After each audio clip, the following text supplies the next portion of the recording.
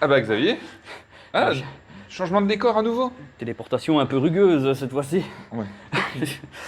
Oui, Alors. est-ce que l'heure est grave? Ben, L'heure n'est pas si grave que ça pour changer, parce que on est dans un endroit où on va enfin pouvoir se reposer. Ah. On se retrouve pour la première fois de cette série de vidéos en extérieur pour enregistrer. C'est pas plus mal. Allez. Alors ce que vous voyez pas, c'est qu'en fait il a draché et derrière c'est couvert de flotte. Mais Ici, non. on est bien à l'abri. Donc oui, on est ici pour débriefer le troisième jour et dernier jour à Battambang. Ouais. Il s'en est passé des choses. Non. Bah pas vraiment en fait. Parce qu'on a un petit peu décidé qu'on avait besoin d'un jour off, mais on a quand même fait pas mal de pas. Je crois qu'il va falloir vérifier les podomètres, mais on a quand même pas mal marché, malgré qu'on voulait que ce soit une journée plutôt calme. On s'est levé de nos planches. J'ai pas vraiment envie d'être médisant, mais les matelas, Ah, les matelas. c'est pas des matelas. Parce que déjà, les matelas, en fait, en soi, ouais, très durs, rugueux. Comment est-ce que tu disais Une- Battambang, c'est le bruit que j'ai fait quand je suis tombé dans mon lit. C'est exactement ça. J'ai éclaté le lit. Je me suis éclaté sur le lit, je pense que tu as dit. C'est ça, c'est exactement ce que j'ai dit. Vraiment, comme il dit, c'est une planche de bois en fait sur laquelle tu dors. Moi, j'ai eu beaucoup de mal. Alors, je sais qu'il y a des gens qui aiment beaucoup quand c'est très dur comme ça, mais c'est vraiment pas mon dada en fait, moi. C'est ça, moi j'ai très peu dormi finalement. Très peu d'heures sur toutes les nuits parce que je me réveillais à chaque fois, j'avais mal au dos, la position n'était pas bonne. Attends, moi, il y avait Incroyable. même un côté, j'aime bien dormir sur le côté, et il y avait un côté, je pouvais pas, j'avais l'impression que mon foie allait mourir, c'était atroce. Appelez Ouais. le docteur. Je sais pas pour toi, mais quand j'utilise une chambre, c'est pas pour être dedans, c'est pour être à l'extérieur, et quand je suis dedans, c'est pour me reposer, et donc c'est d'être dans un lit. Mais si le lit, c'est une brique, Ouais, enfin voilà. Donc, le troisième jour, Oui. et dernier jour à Battambang, on s'est Ah. levé, on s'est dit, on va faire un truc un petit peu atypique. Mais vraiment, le truc qui était hors des sentiers battus. Que personne n'y va, personne ne va visiter. Et en fait, on a trouvé une ferme aux crocodiles, Ferme d'élevage de crocodile. voilà, qui n'était pas trop loin non plus de notre homestay. Et on a dit au tuk-tuk, bah voilà, ferme de crocodile. Et même en donnant l'adresse, le mec il a eu du mal à trouver. C'est vous dire, c'est le coin perdu quoi. Personne ne va là-bas. C'est ça. Même les tuk-tuk n'y vont pas. Après, j'étais surpris parce que j'avais quand même trouvé des photos qui avaient l'air de montrer un petit peu à quoi ça ressemblait. Donc je me C'est ça. suis dit, bah, on doit pouvoir y aller. Et en fait, on est arrivé là-bas, au final. Après avoir tourné en rond dans le pâté de maison avec C'est le ça. tuk-tuk, Avec on le a tuk-tuk. réussi à trouver une entrée. C'est ça. Comment on a l'entrée. été accueillis? Porte de bois à l'entrée. Clac, fermée. Donc on s'est dit, mais merde, on a fait tout ce tuk-tuk jusque-là pour rien. C'est fermé. Puis le mec, je sais pas, il commence à grimper au-dessus des murs, il parle avec des gens, et puis on comprend que en fait, c'est ouvert et qu'il y a un type qui va venir ouvrir la porte. Et donc on entend clic, clac, cloc, il y a un type qui ouvre la porte. Et puis il a fait, ah ouais, vous pouvez entrer et visiter.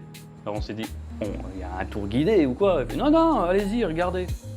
Ok, donc déjà 0 balles. Allez, au moins c'était gratuit. Voilà, au moins c'était gratuit, on va dire. Mais on aurait espéré que ce soit un petit peu encadré parce que c'était pas très sécuritaire, déjà de base. Je veux dire, je crois que il y avait des. Enfin, c'était un petit peu en hauteur. Les crocodiles étaient en contrebas, mais il y avait des petites protections, des petites barrières, mais qui nous arrivaient genre au milieu de la taille, peut-être, Quand il y en avait. quand il y en avait. Donc, ouais, Tu on glisses, a t'es mort. regardé, on a regardé, c'était chouette. Il y en avait des belles tailles hein, quand même. Ouais, il y avait des gros dodus. Des 3-4 mètres, je pense bien. C'est ça. Donc voilà, il fallait pas trop perdre l'équilibre. Voilà, c'était une ferme à crocodiles. Bon, on sait que. En fait, c'est comme si tu vas dans une ferme pour voir des vaches. Ouais, Et c'est ça. tu vois des vaches en fait. Et, T'as la ferme du coin en Belgique qui fait son lait de vache, ses œufs de poule Ouais. et qui n'est pas en fait visitable. Non, et c'est tu pas fait demandes pour au être fer- visité en fait. Non, si tu demandes au fermier, est-ce que je peux voir vos vaches? Et le mec il va faire, ben oui, quelle est vas-y. Mais sinon, voilà, là, les crocodiles. Parce qu'on sait qu'ils mangent du crocodile ici. Ouais. On n'a pas encore goûté, mais ils mangent du crocodile. On ne sait pas si on a déjà goûté ou pas, parce que parfois je me pose des questions sur les trucs qu'on bouffe, mais normalement, on ne nous a pas dit qu'on avait mangé du crocodile. Ça, on va y venir. Donc, ferme des crocos fini, on a tourné un quart d'heure, 20 minutes, quoi. On avait vite fait le tour. Comme quand on avait été à Montboutrain, on s'était dit c'est un chouette coin, c'est très authentique rural. Ouais, c'est pas un coin touriste en fait. Et donc en fait on marche et on se rend compte que on est peut-être dans un coin un petit peu plus pauvre que d'habitude.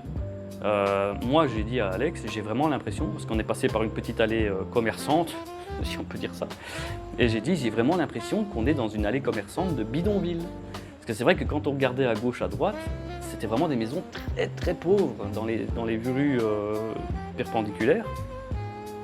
Et donc on est arrivé dans un endroit, un petit marché, avec des petites échoppes, des petites brochettes et tout ça. On s'est dit on va goûter, hein. C'est pour l'expérience. On va goûter les brochettes parce que c'était le truc qui nous donnait peut-être le plus envie. Ouais, les brochettes au coup de poussière quand ouais, on n'avait même pas encore goûté, tu avais déjà annoncé la couleur. C'était assaisonné à la poussière de la route. Et donc voilà, on a pris 3 types de brochettes. Ouais. Et celles qui nous paraissaient les mieux. Les mieux, les moins inquiétantes. Visiblement les moins inquiétantes. D'ailleurs, petite dégustation en image. Alors, on joue à la dinette. Dinette partie, ouais. On a pris des bonnes brochettes à la viande de... Que sais-je? Oui, c'est la viande de quoi ça? Je ne sais pas, que sais-je. En tout cas, c'est agrémenté à la poussière de la rue. Je vais goûter ça. C'était moi bonne chance. Je sais pas. Alex a peut-être le palais plus développé que moi. C'est pas mauvais. À mon avis, c'est cette petite sauce qu'ils ont rajoutée qui fait que ça a du goût parce que, à mon avis, c'est très fadasse.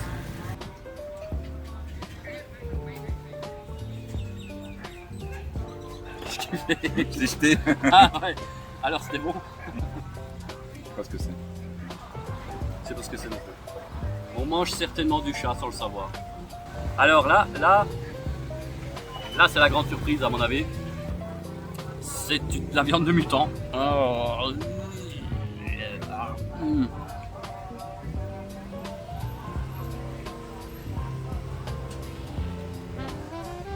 Je sais pas. Il y a un petit cartilage dedans. Allez, goûte Alex.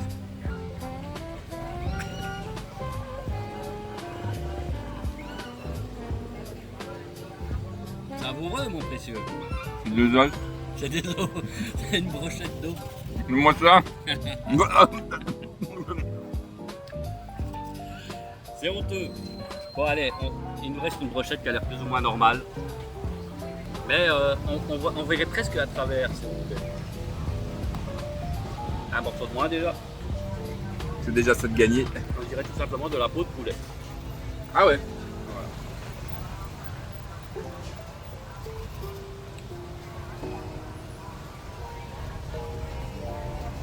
Ouais. Mec, à tous les coups, c'est du rat ça. Je sais pas pourquoi.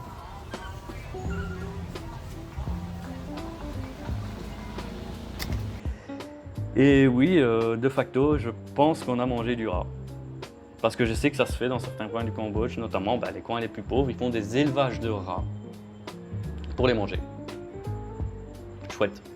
Ah, à la limite, ça me dérange pas, mais je préférais le savoir. Je préférais le savoir. Je peux dire, j'ai déjà mangé. C'est ça, parce que là, du coup, pour le coup, la femme, zéro anglais, quoi. Même pas yes, no, hello, zéro. Donc, sur le retour des bidonvilles, on a atteint le centre-ville et là, sur le riverside de Battambang, on a vu au loin un rooftop, un petit peu plus haut que le 3e étage. On a vu un rooftop qui s'appelle le Sky Bar. Ouais. On est allé le voir parce que le soleil commençait un petit peu à se coucher. Et c'était vide. Il n'y avait personne. Voilà. Il n'y avait personne, il y avait que nous deux pélos. Donc tu avais pris ta petite bière, c'est ça? Ouais, ta bière décapsulable que tu avais gagnée. J'avais encore gagné une bière gratuite. Ouais. Oh, j'ai gagné! J'ai gagné!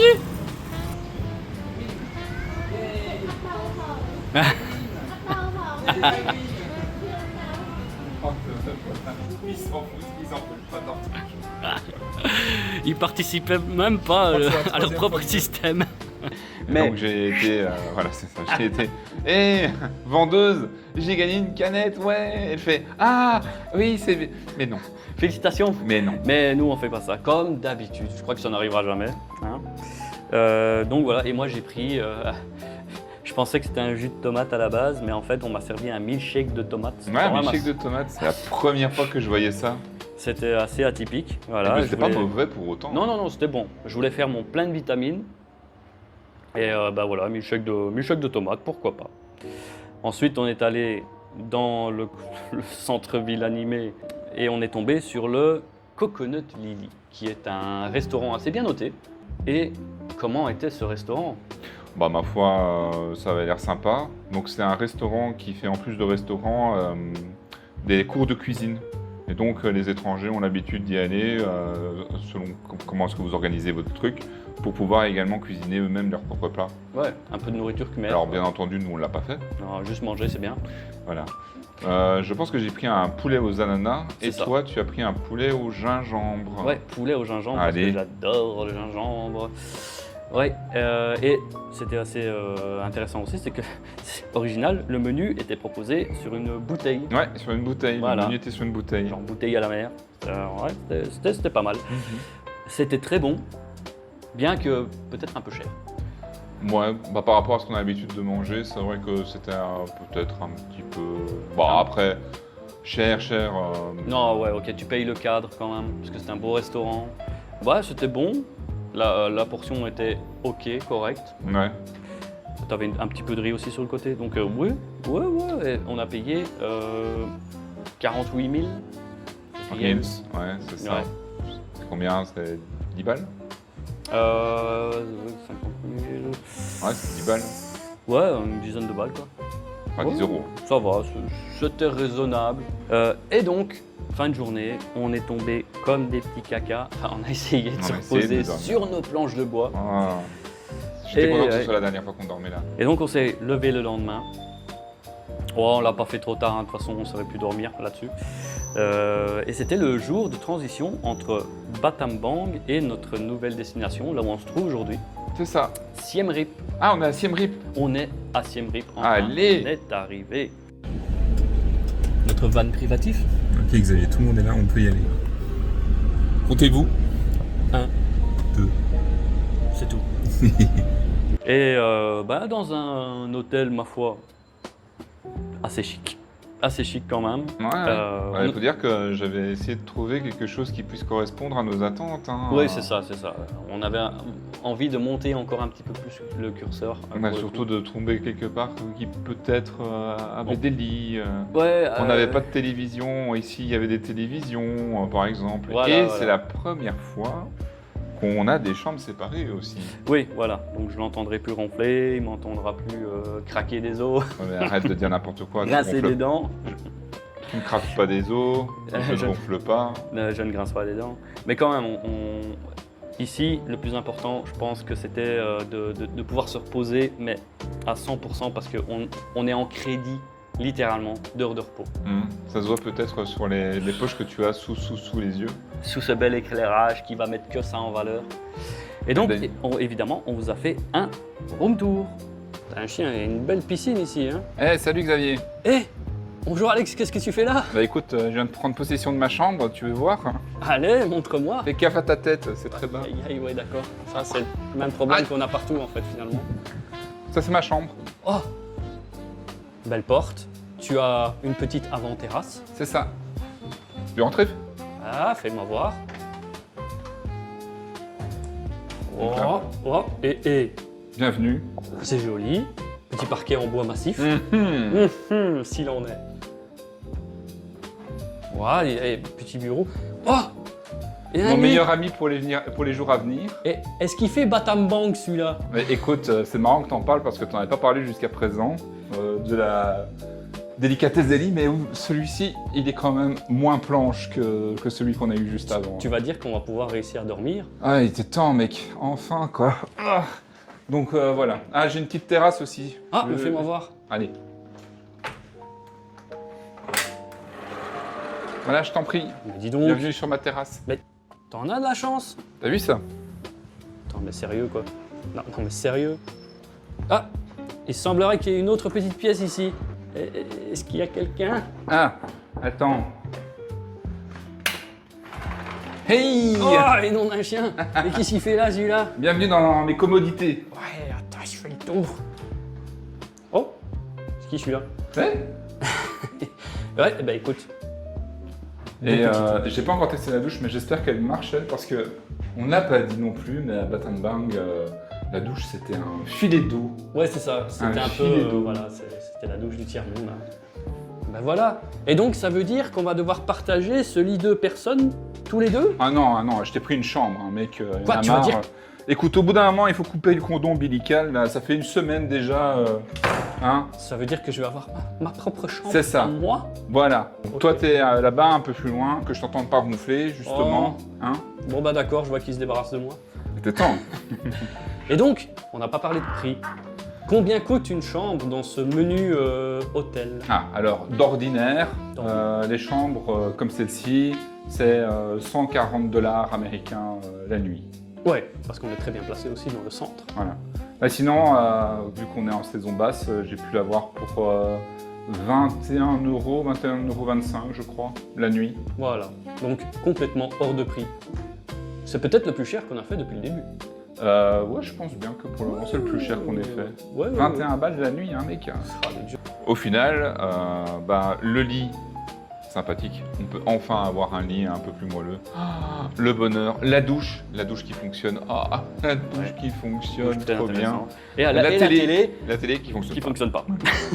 Ça ne peut pas être parfait. Donc ils nous ont proposé de changer de chambre, mais on a décidé de plutôt rester comme on était parce que le cadre est sympa ici. On a notre petite terrasse d'avant-cour, notre petite terrasse d'arrière-cour. C'est ça. Et puis vous vous rendez bien compte, ici on enregistre dehors, c'est quand même calme, quoi. Là ils nous proposaient une chambre au rez-de-chaussée. On voulait peut-être pas avoir tout le passage non plus. Voilà. Donc ouais, non, on a décidé de rester là, même malgré qu'on n'avait pas de télé, tant pis, on dormira. C'est déjà pas mal ça de dormir en fait. Ensuite, après le room tour, on est parti un petit peu à la découverte de Siem Reap. Il nous tardait de découvrir un petit peu une ville plus animée que Battambang. C'est vrai qu'on avait vite fait le tour en fait de Battambang. Battambang, ouais, 3 jours franchement, il faut pas plus, ça c'est sûr. Et donc oui, on a fait le petit marché qui était juste à côté de notre hôtel. On a vu un petit peu aussi la rue des pubs en pleine journée. C'était pas très animé, mais ils étaient en train d'installer la décoration d'Halloween. C'est vrai. Preuve en image. Ne faites pas ça chez vous. Sur un échafaud, le mec qui se faisait balader sur un échafaud comme ça. Ah. Le conseiller en prévention était en PLS là. Je suis en vacances. Là, vacances. Voilà. Écoute, ouvrez-vous le crâne si vous voulez, mais laissez-nous en dehors de ça. Ouais, et puis on a pris un petit thé, on a chill un petit peu, on a attendu que le soleil se couche pour voir un petit peu à quoi ressemblait la nightlife de Siem Reap dans Pub Street. Et mes aïeux, mes cadets, on n'était pas prêts. Image.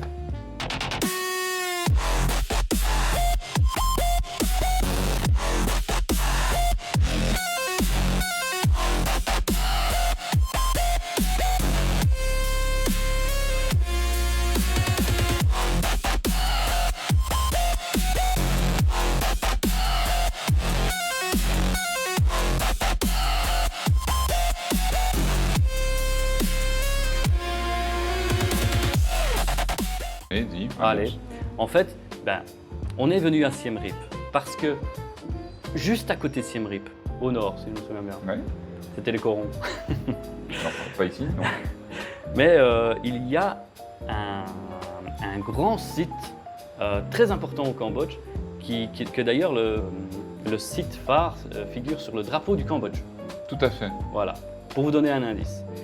Et donc, on va vous présenter ça dans la prochaine vidéo parce qu'il y a énormément de choses à dire D'ailleurs, je pense que la vidéo ici va être déjà assez longue pour le peu qu'on avait à raconter. Ouais. Mais oui, prochaine vidéo, grosse vidéo sur la suite du voyage à Siem Reap et juste la découverte de ce monument immense. Ouais, il y aura au moins 3 jours de vidéo pour la prochaine vidéo. Ouais, on va faire tout le reste de Siem Reap parce qu'on va pas vous représenter la nightlife et ce genre de choses. Donc, eh bien voilà. Il est temps d'aller boire un mojito du coup. Allez, Morito! Mojito time!